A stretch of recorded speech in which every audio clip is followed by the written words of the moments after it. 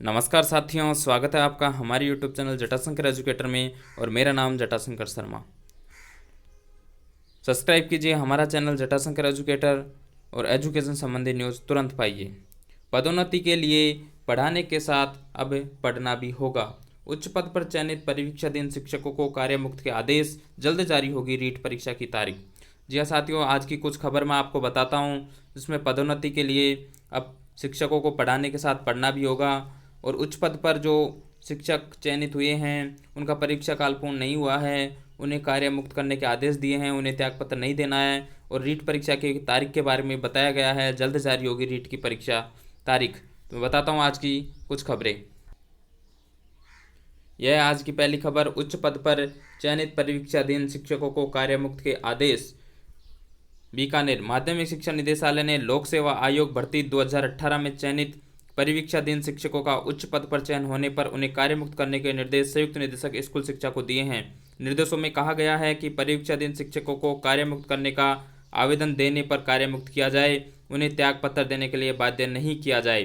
हाँ साथियों, कुछ जगह पर जो शिक्षक अभी तृतीय श्रेणी से द्वितीय श्रेणी में गए हैं, वरिष्ठ अध्यापक बने हैं, उन्हें कार्यमुक्त नहीं किया जा रहा था क्योंकि उनका परीक्षा काल पूर्ण नहीं हुआ था, तो उन्हें त्यागपत्र देने पर विवश किया जा रहा था। लेकिन अब निदेशालय ने लोक सेवा आयोग में चयनित परीक्षाधीन शिक्षकों का उच्च पद पर चयन होने के कारण उन्हें कार्यमुक्त करने के आदेश दे दिए हैं। अब कोई भी उन्हें त्यागपत्र देने के लिए बाध्य नहीं कर सकता।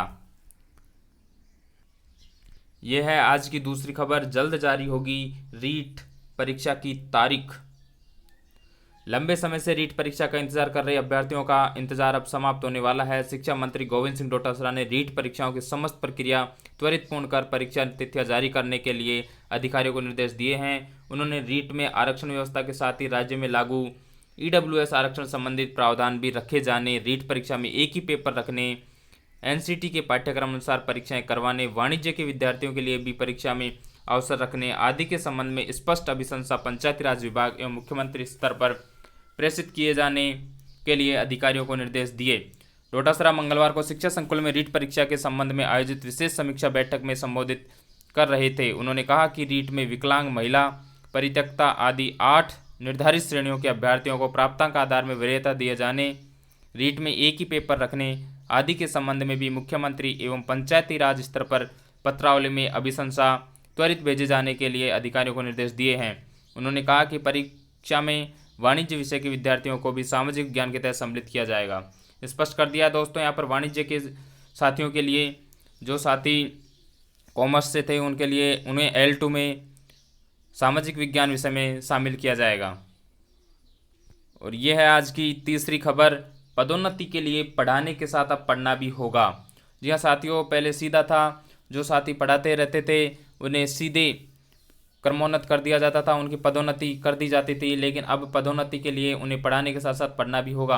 राष्ट्रीय शिक्षा नीति आने के बाद तेज हुई शैक्षणिक सुधारों की मुहिम में शिक्षकों को अब सिर्फ वरिष्ठता के आधार पर ही पदोन्नति नहीं मिलेगी, बल्कि इसके लिए उन्हें पढ़ाने और पढ़ने जैसे पहलुओं का भी जांचा जाएगा। यानी अब बगैर पढ़ाए या पढ़े किसी भी शिक्षक के लिए पदोन्नत संभव नहीं होगी।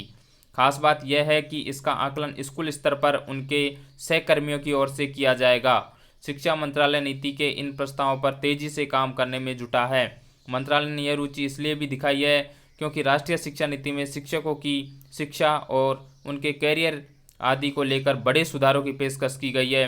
फिलहाल इसके तहत सभी राज्यों और केंद्र शासित प्रदेशों में एक मजबूत ढांचा भी तैयार किया जाएगा। इसमें शिक्षकों की पदोन्नति का जो ढांचा प्रस्तावित किया गया है उसमें सहकर्मियों की समीक्षा, उपस्थिति, पढ़ाने को लेकर उनके समर्पण के साथ ही स्कूल और समाज में भी अन्य सेवा आदि शामिल हैं। फिलहाल जो प्रस्ताव है उसके तहत प्रत्येक शिक्षक को हर साल खुद के विकास के लिए कम से कम 50 घंटे देने होंगे। हालांकि यह अनिवार्य नहीं बल्कि स्वैच्छिक होगा, लेकिन पदोन्नति में इसका ब्यौरा शामिल होगा। शिक्षा मंत्रालय ने इसके साथ ही शिक्षकों की शिक्षा में बदलाव को लेकर तेजी से काम शुरू कर दिया है। इसका जिम्मा NCERT और NCT को सौंपा गया। इसके तहत 2021 तक एक राष्ट्रीय पाठ्यक्रम फ्रेमवर्क तैयार किया जाएगा, जिसके आधार पर शिक्षकों को आने वाले दिनों में तैयार किया जाएगा। फिलहाल नीति में शिक्षकों की शिक्षा के लिए जो कोर्स प्रस्तावित किया गया है वह 4 वर्षीय B.Ed है। यानी शिक्षण के पेशे में अब जो भी शिक्षक आएंगे वो 4 वर्षीय बीएड कोर्स करके ही आएंगे। दोस्तों यहाँ पर क्या कह दिया, जो भी शिक्षक आएंगे 4 वर्षीय बीएड कोर्स करके ही आएंगे। तो ये थी दोस्तों आज की खबर। धन्यवाद। एजुकेशन संबंधी न्यूज़ पाने के लिए हमारे चैनल को सब्सक्राइब कीजिए।